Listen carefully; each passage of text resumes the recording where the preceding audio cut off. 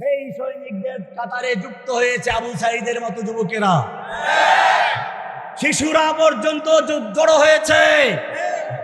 আমি যখন কারাগারে বসে দেখতে পেলাম, শুনতে পেলাম, স্কুল থেকে, কলেজ থেকে, মাদ্রাসার থেকে, আলিয়া কওমিয়া ভেদাভেদ নেই, দলে দলে হাসিনার রাজপ্রাসাদের দিকে রওনা হয়েছে। সেনাবাহিনী তাকে জানিয়ে দিল ৪৫ মিনিট সময় আছে। উনি একটু শেষ ভাষণ দেওয়ার জন্য খায়েশ প্রকাশ করেছিলেন। লক্ষ লক্ষ আলেমদেরকে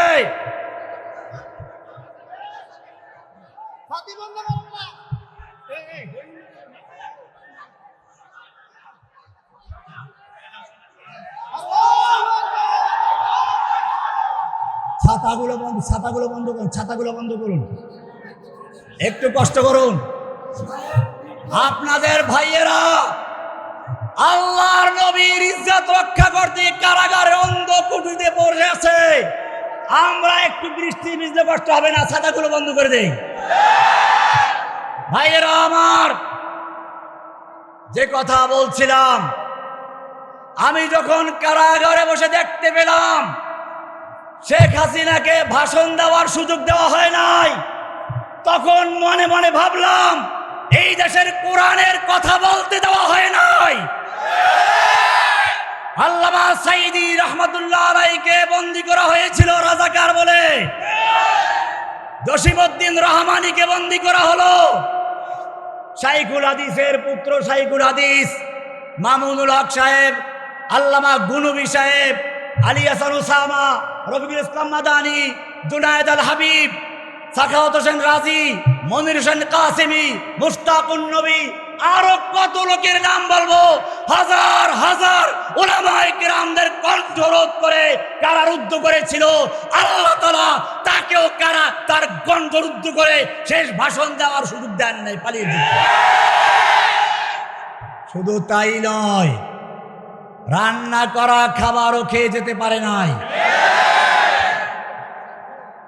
ছেলেরা যখন গেল, আমার তখন মনে পড়লো আরসালা আলাইহিম তাইরান আবাবিল, আল্লাহ তাআলা আব্রাহাকে ধ্বংস করার জন্য যেভাবে আবাবিল পাখি পাঠিয়েছিল, তেমনি ভাবে স্কুলের থেকে, কলেজ থেকে, মাদ্রাসার থেকে, চতুর্দিক থেকে আবাবিলের ঝাঁক চলে গেছে সেই হাসিনার রাজপ্রাসাদের দিকে।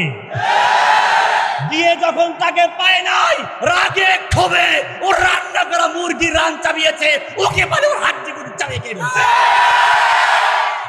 উনি আবার বলতেছেন চট করে নাকি চলে আসবেন। চট করে নয়, সালার জট গায়ে দিয়ে, চট গায়ে দিয়ে তারপরে আসুন, তারপরে পিঠ রক্ষা হবে না ইনশাআল্লাহ। তাওহীদি জনতা, আপনাদেরকে মনে রাখতে হবে, এই যে বিজয়, এটা ক্ষণস্থায়ী বিজয়, এখনো ইসলামের বিজয় হয় নাই, চক্রান্ত শেষ হয় নাই। আমাদেরকে ঐক্যবদ্ধ হয়ে মাঠে থাকতে হবে। আপনারা দেখেছেন এখনো কোন ব্যক্তি ফরিদউদ্দিন মাসউদের পক্ষ নিচ্ছে, আবার কোন ব্যক্তি বাইতুল মুকাররমের মসজিদ দখল করার চেষ্টা করছে।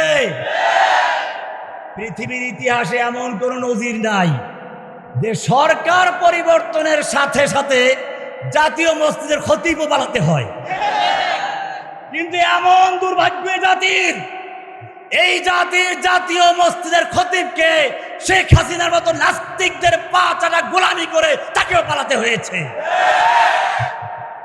ভাইয়েরা আমার, এগুলো সবই আবার নতুন করে চক্রান্তের নীল নকশা হচ্ছে। যদি ঐক্যবদ্ধ না থাকা যায়, এর মধ্যে দালাল তৈরি করে ফেলবে, তখন দেখবেন আগের বারে তো আমাদেরকে জেলখানা দিয়েছিল, এইবার আর জেলখানা দিবে না, এইবার ক্রস ফায়ার দিয়ে সব কবরে পাঠিয়ে দিবে। তাদেরকে আমরা ভয় পাবো? কোরআন বলছে আম হাসিবতুম আন তাদখুলুল জান্নাহ ওয়ালাম্মা ইয়াতিকুম মাসালুল লাযীনা খালাউ মিন ক্বাবলিকুম মাসাতহুমুল বাসাউ ওয়াদ-দাররাউ ওয়া যুলজিলু হাত্তা ইয়াকুলার রাসূল ওয়াল্লাযীনা আমানু মাআহু মাতা নাসরুল্লাহ। আল্লাহ তাআলা বলছেন, তোমরা কি মনে করেছো এমনিতেই জান্নাতে ঢুকে পড়বে? ওয়ালাম্মা ইয়াতিকুম মাসালুল লাযীনা খালাউ মিন ক্বাবলিকুম, এখনো তোমাদের কাছে পৌঁছে নাই ওই সমস্ত বালা মুসিবত বিপদ আপদ যা এসেছিল তোমাদের আগের লোকদের প্রতি।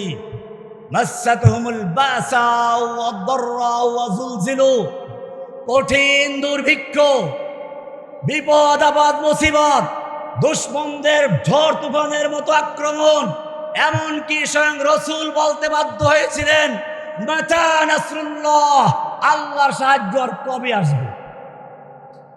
আল্লাহর নবী সাল্লাল্লাহু আলাইহি ওয়াসাল্লাম শুয়ে আছেন কাবার সামনে। সাহাবায়ে কেরাম গিয়ে বলছেন, ইয়া রাসূলুল্লাহ তাদউল্লাহ লানা, আপনি একটু আমাদের জন্য দোয়া করবেন না, আমরা তো শেষ হয়ে যাচ্ছি। আল্লাহর রাসূল সাল্লাল্লাহু আলাইহি ওয়াসাল্লাম শুয়েছিলেন, বসে পড়লেন, চাদরটা সরালেন, বললেন, দেখো তোমাদের আগে যারা অতিক্রম করেছে তাদের এক একজনকে হাঁটু পর্যন্ত মাটিতে গাড়া হয়েছিল। সুম্মা ইউতা বিল মিনশার, অতঃপর তাদের মাথার উপরে করাত রাখা হয়েছিল, এরপরে মাথার থেকে পা পর্যন্ত তাদেরকে করাত দিয়ে চিরে দু টুকরা করা হয়েছিল, কিন্তু তারপরেও তাদেরকে ঈমানের থেকে এক চুল পর্যন্ত সরাতে পারে নাই।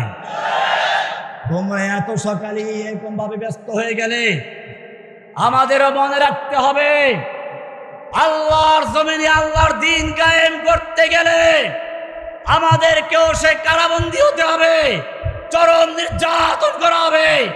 আমাকে 7 মাস পর্যন্ত মোটা বেড়ি পরিয়ে হাতে হ্যান্ডকাপ লাগিয়ে এরপরে দেখা যায় 7 মাস রাখা হয়েছে একাধারে।